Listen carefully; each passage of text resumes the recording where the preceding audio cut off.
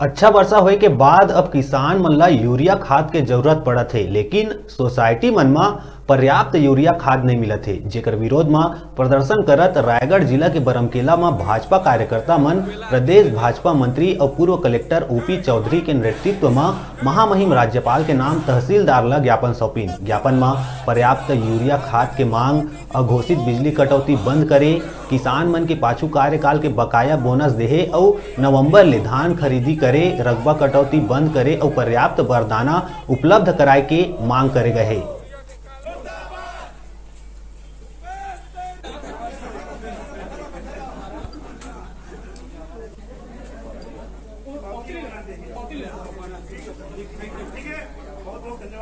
है कि लगातार किसान भूपेश बघेल के राज में तरह तरह की नई समस्याओं को झेल रहा है। रकबा कटौती हमने देखा, बारदाने की समस्या हमने देखा।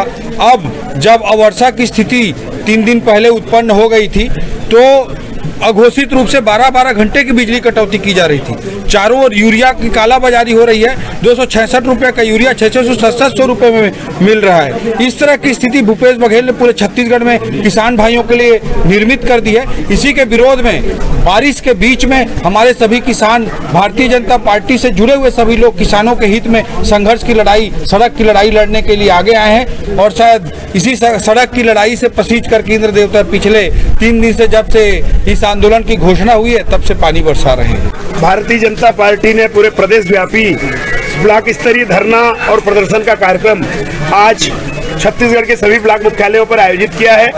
उसी कड़ी में पूर्व कलेक्टर और हमारे प्रदेश के मंत्री श्री ओपी चौधरी जी के नेतृत्व में भारतीय जनता पार्टी के कार्यकर्ता और बरमकेला विकासखंड के किसान इस भरी बारिश में, सुबह से बारिश है, इसके बावजूद सैकड़ों की संख्या में किसान उपस्थित होकर के आज यह जता दिया कि भूपेश बघेल के ये जो अघोषित बिजली कटौती है, यूरिया की आपूर्ति में जानबूझकर बाधा पैदा कर रही है ये सरकार, और इस सरकार के द्वारा किए गए घोषणाओं में अमल करने के बजाय ये सरकार उससे पीछे हट रही है। इसके विरोध में पूरा किसान आंदोलित है।